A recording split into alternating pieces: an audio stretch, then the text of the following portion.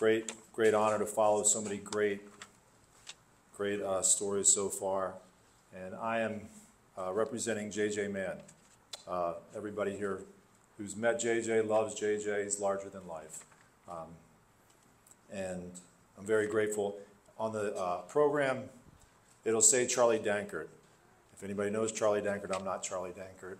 I'm a little older and not as handsome as that young man, but he can't be here because he just had his fourth baby, and or his wife Ashley, I should say. Clarify that. But yeah, so he really wishes he could be here, and truthfully, I wish Charlie was up here speaking, because Charlie's so much fun to be around, and I love the story and the connection between JJ and Charlie. And if you've seen them around campus, they were like, you know, as they say, thick as thieves. They were wonderful friends and so many great stories. I just want to start out as well as I'm a very grateful member of Belmont because my wife went here and was a part of the nursing program back in the 90s. And my wife's the greatest person in my life, and I'm so grateful what Belmont did for her. So many stories I could share, but this is about JJ. And I just want to say I'm very grateful for this university because of all the friends I've made here. Every time I walk on this campus, I'm amazed at the level of, as they were saying, of excellence, character, and I'm very grateful to be a part of Belmont as well. I also want to start off by honoring JJ's amazing parents, John and Teresa, if you can wave.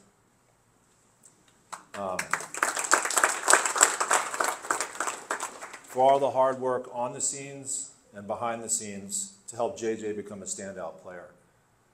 Both John and Teresa were standout basketball players at Georgia Tech.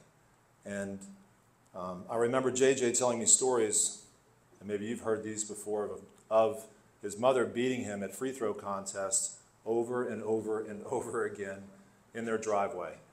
And she would never let him win unless he won fair and square. Eventually he did, and you know, JJ was a pretty good free throw shooter. A lot of that comes from his parents. JJ was a great court leader, and so much of it was a direct result of the hours and hours that you both spent, John and Teresa, pouring into him, driving countless hours to practice, the constant encouragement you consistently offered him. I can only imagine the emotions you felt as you watched your son continue to follow his passion of basketball by attending Hargrave Military Academy to develop and mature as a player even more. Now that school's in the middle of nowhere, and he went there to keep developing and keep growing strong. Then to get recruited by the legendary coach Rick Byrd, and later to watch him drop 28 points, as we've heard, to defeat the University of North Carolina and help lead his team to multiple NCAA tournaments, and now be inducted in the Belmont Hall of Fame. What a beautiful story, and huge congratulations to the Mann family.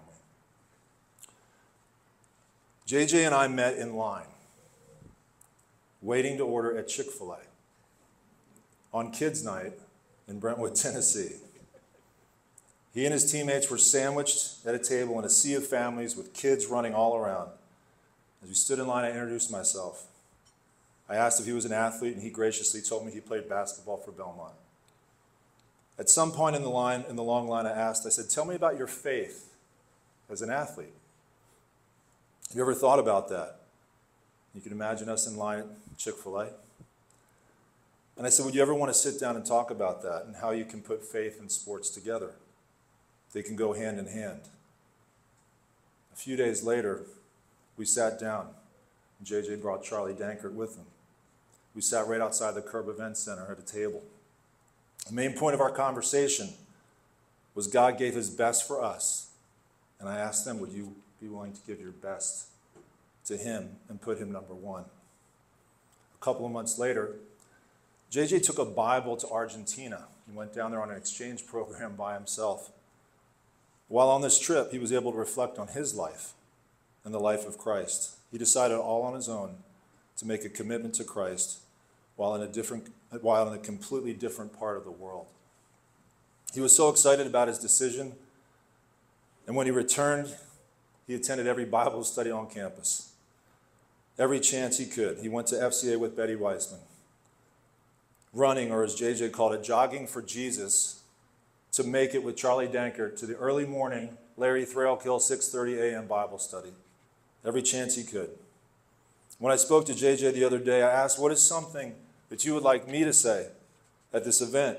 And he said, I think it would be good to let people know that the simple words that they share can make a huge impact. He said, everybody can be a Hall of Famer for Jesus. Every time you share God's love with others, you're essentially dropping threes. Every time you invite someone to pray, you're making a game-winning shot. And everyone who builds their family in Christ, you're creating a championship team. I want to finish by honoring JJ's greatest teammate that God gave him in Amy Jo, a former Belmont soccer player.